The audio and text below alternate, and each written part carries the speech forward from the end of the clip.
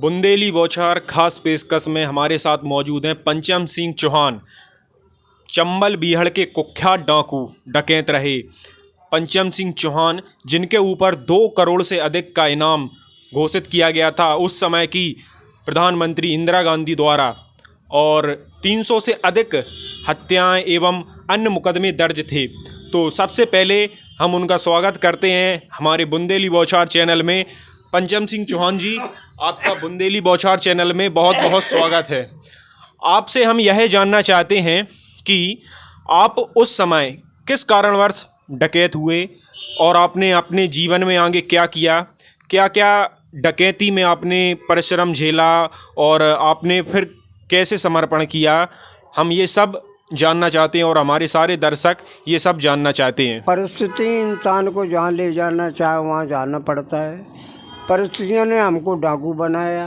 कोई भी व्यक्ति अपने घर परिवार को नहीं छोड़ना चाहता है, लेकिन परिस्थिति जो कराती वो करना पड़ता है। हम 4 क्लास पढ़ाई की ग्राम सीमपुरा जो है अचलपुरा के पास में है। 14 वर्ष की उम्र में हमारी शादी हो गई थी। 4 क्लास पढ़ाई की। सन 1922 का हमारा जन्म है। 36 वर्ष की उम्र में हम डाकू बने। हमको भी पीटा। 22 दिन हम अस्पताल में रहे। हमारे पिताजी को भी पीट दिया। मजबूरन होकर हम चम्बल घाटी में उस समय मोहर सिंह, माधव सिंह और मान सिंह बाबा थे, डाकुओं से मिले। डाकुओं ने मुझे अपने साथ में रख लिया। जिन लोगों ने मुझे मारा पीटा था, 6 लोगों को 12 लोगों को लेकर हम अपने गांव में गए। 6 लोगों को हत्या कर दी, डाकू बन गए। ये 14 वर्ष डाकू जीवन रहे। लेकिन डाकुओं के एक नियम और आज के नियम में अंतर है। डाकुओं में एकता होती है, अन्याय का विरोध करते हैं। डाकू जो है किसी निर्दोष व्यक्ति को नहीं मारते हैं, दोषी को छोड़ते नहीं हैं और निर्दोषी को मारते नहीं हैं। ये डाकुओं के सिद्धांत होते हैं। अनेकता की बीमारी होने के कारण ये भ्रष्टाचार फैला हुआ है, जो डाकुओं में नहीं था। डाकू चरित्रवान भी होते हैं, किसी बहन बेटी को बुरी निगाह से नहीं देखते हैं। अच्छा, आपका एक किस्सा मशहूर है कि आपके किसी साथी ने एक किसान की बहन बेटी को छेड़ दिया था, तो आपने उसको जिंदा जला दिया था। क्या किस्सा था वो? एक हमारा साथी किसान की लड़की के साथ कुछ अन्याय करके आया। किसान आया, रोने लगा, तो मैंने अपने साथी से बंदूक लेकर के वृक्ष से बांध के जिंदा जला दिया था। और यही कहना था कि हम भी एक गलत काम करेंगे, हमको भी ये सज़ा दी जाए। 14 वर्ष तक हम डाकू जीवन में किसी मकान के अंदर नहीं सोए। जो मकान के अंदर सोते थे उनको हम मरवाते थे।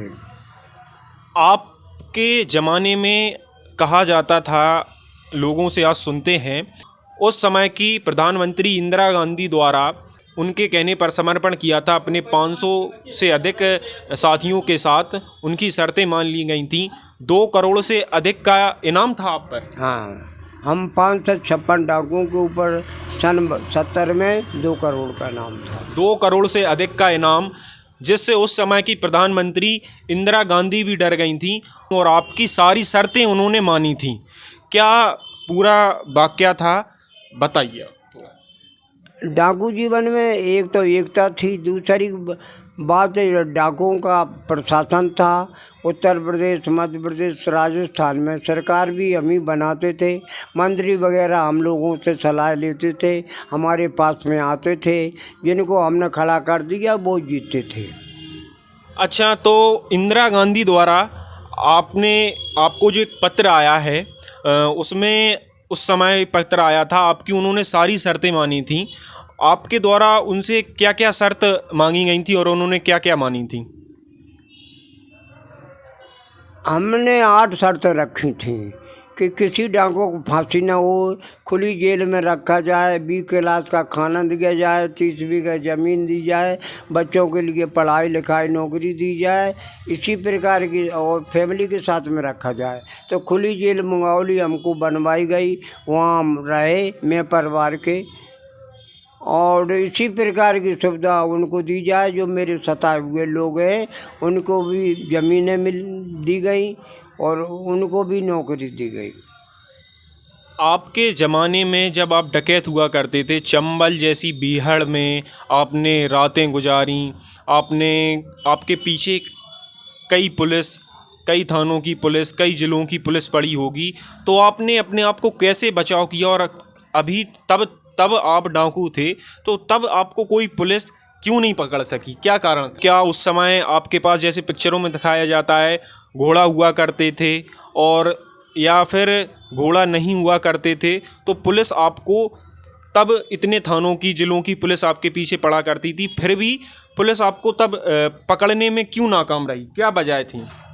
हमारे पास अच्छे हथियार थे, गोली चलती थी, सैकड़ों बार गोली चली, पुलिस के भी मरे, हमारे साथी भी मरे, लेकिन हम लोग जो है मुखबर को मारते थे। उस समय मुखबर नहीं थे। अच्छा, उस समय मुखबरी नहीं होती थी, तो ये हथियार आप जो बता रहे हैं, आपके पास अच्छे हथियार थे, ऑटोमेटिक हथियार थे, ये सारे हथियार आते कहाँ से थे तब? ये हथियार तो जो है नेता लोग हमसे मिलते थे, बड़े बड़े नेता, ये नेताओं के द्वारा सब आते थे। पैसा हो तो यहाँ मंगा दो, हाँ, सब पैसा का खेल। सब पैसे का खेल था। अच्छा, तो तब सरकार आपसे बातचीत नहीं करना चाहती थी कि क्या कारण थे, या आपके द्वारा ही बातचीत रखी गई सरकार से? नहीं, हमने इंदिरा गांधी को लेटर लिखा था कि आपकी सरकार बड़ी है, तो इंदिरा गांधी ने ये सारी जो है हेलीकॉप्टर के द्वारा सब कुछ कराया, लेकिन नहीं, जब नहीं काबू में आए तब जयप्रकाश को भेजा कि डाकुओं के पास में जाओ, जो मांगेंगे सो हम देंगे। हमने 8 शर्तें रखी, इंदिरा गांधी ने हमारी 8 शर्तों को मंजूर किया। हम शर्तों के आधार पर हम 556 डाकुओं ने समर्पण किया था सन 72 में। आपकी अभी क्या आयु है? और आप जैसा अभी दिख रहे हैं, इतनी महामारी फैल चुकी हैं, सब फैल चुकी हैं, तब भी आप निरोगी हैं, कोई रोग नहीं है।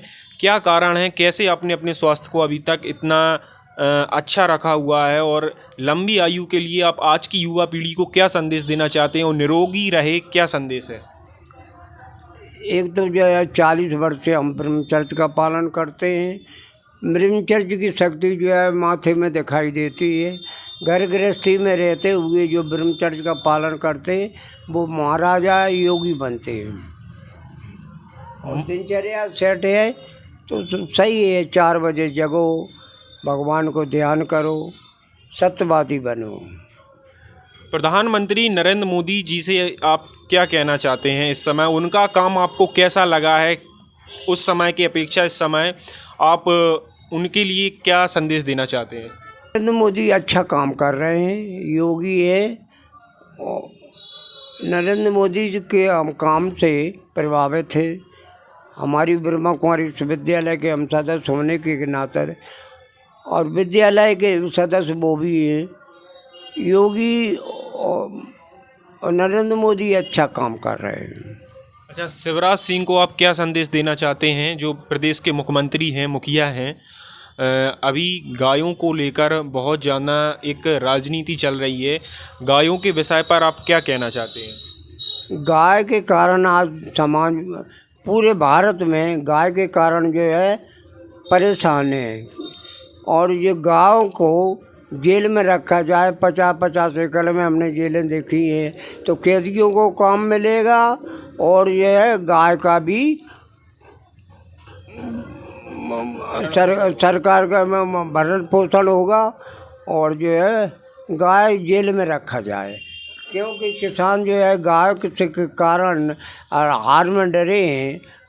गाय की हत्या भी ठीक नहीं, हाँ, गाय का पालन जो है जेल में ही रखा जाए। क्या पिक्चरों में दिखाते हैं उस समय के डकैतों के पास घोड़े हुआ करते थे, उनकी ड्रेस हुआ करती थी, अमीरों से लूटकर गरीबों में दान दिया करते थे, शादी कराया करते थे, और जमींदार हैं जो गलत लोग होते थे उनको ही वो दंडित करते थे। क्या ये सही बात है?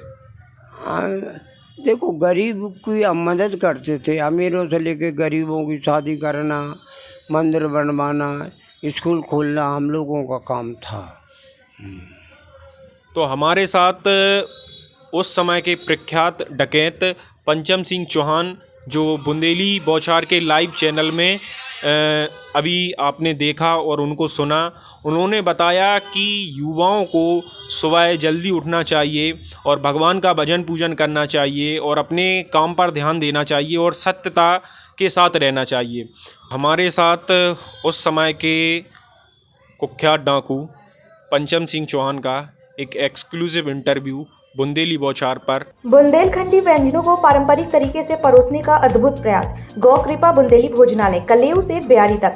पता NH 44, टेकरी पॉलिटेक्निक के समीप, हाईवे तालबेड़, जिला ललितपुर। Phone number 7897809210।